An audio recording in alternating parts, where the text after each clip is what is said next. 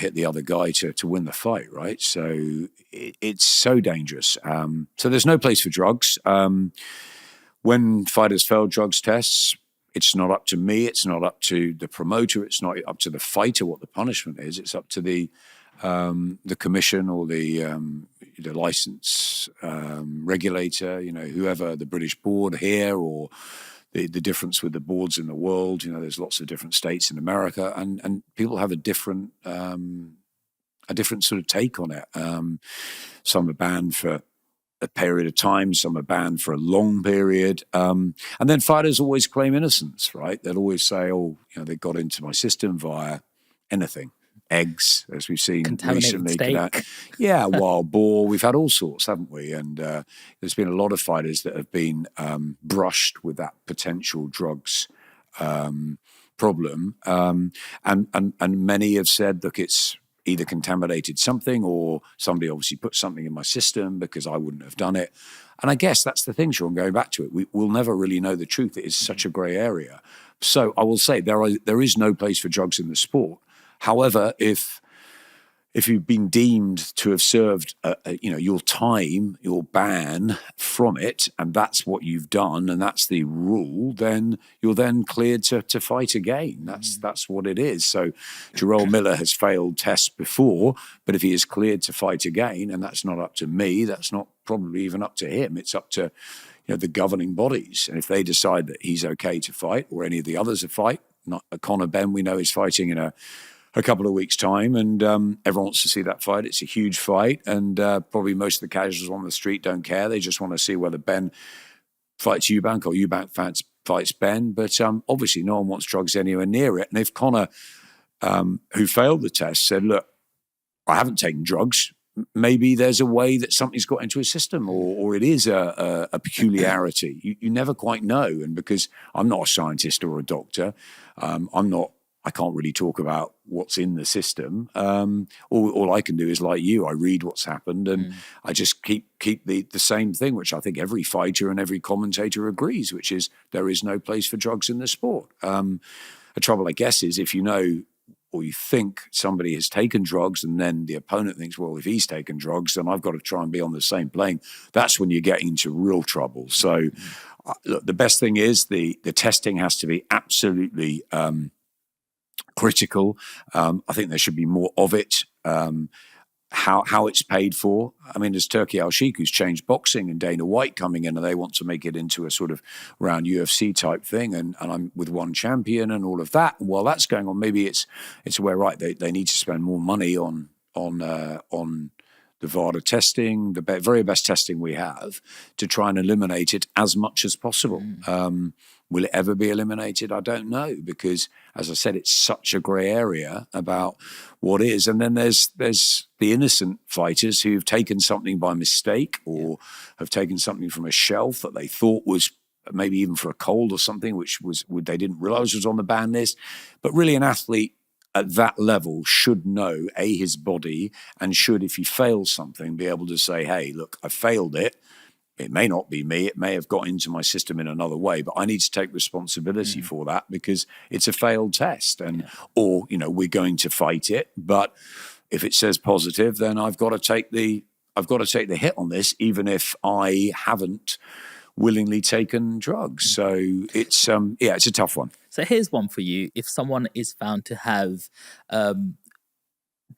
performance enhancing drugs in their system, they win a fight and they've done damage to somebody else, should they be going down for GBH, manslaughter, sort of them sort of again, that's not an area I can get into. I'm not a lawyer, a solicitor, a judge, or anything like that. So boxing's a dangerous sport. All I'll say is there is no room or no place for drugs in that sport. And you don't know. It's like with boxing, you can't have an action replay or stop something again. It happened at the weekend, not in drugs, but with David Adelaide and TKV. And David Adelaide wins by knockout. He's the British heavyweight champion, and okay, he wins. But if the referee said break a couple of times, well, what about that? Then okay, TKV's knocked out. They can't stop it, go back and start again.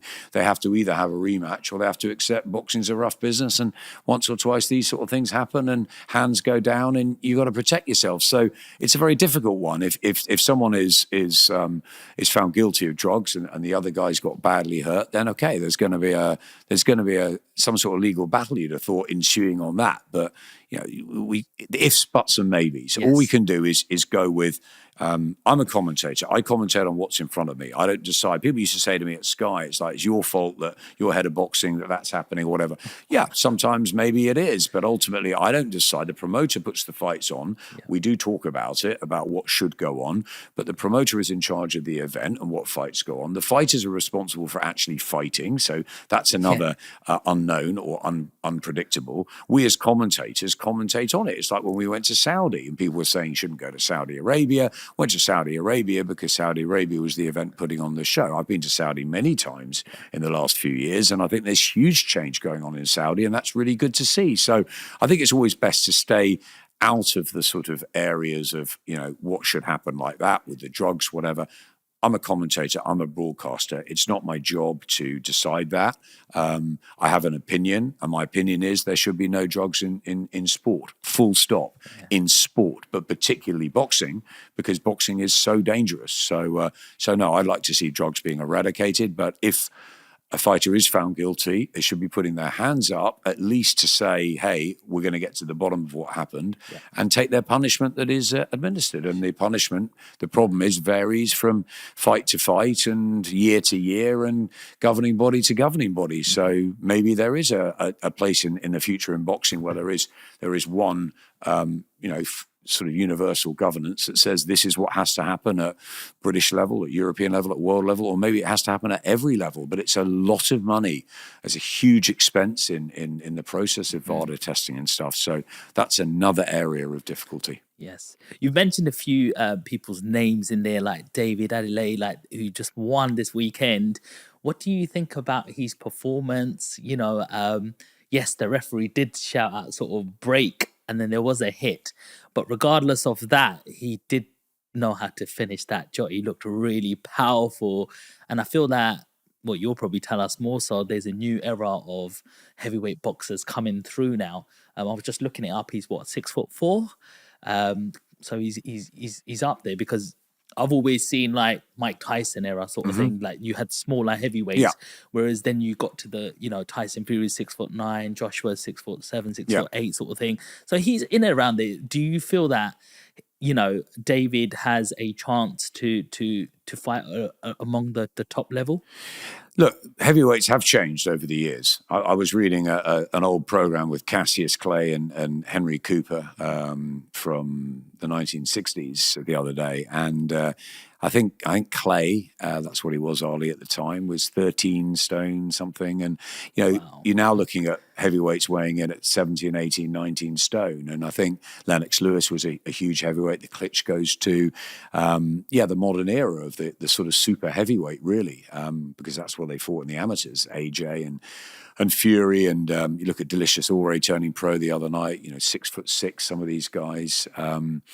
And I think Joe Joyce and Filip Hrgović both around 6'5", 6'6". So these are big, big men. David Adelaide, TKV, about 6'4", I think. What did I think the other night? Look, as I said, he won the fight. The referee let it go on. He's the British heavyweight champion. Should there be a rematch? Potentially. Ben Davison and Barry Smith were going mad. They came around to our screens.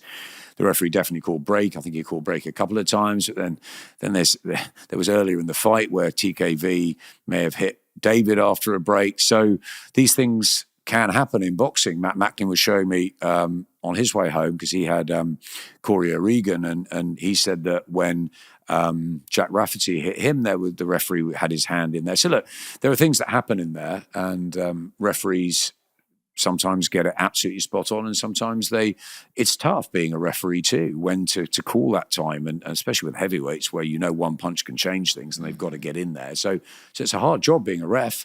I think maybe a rematch is the fair outcome. I think TKV was boxing really well. I don't think David had a great night until that point.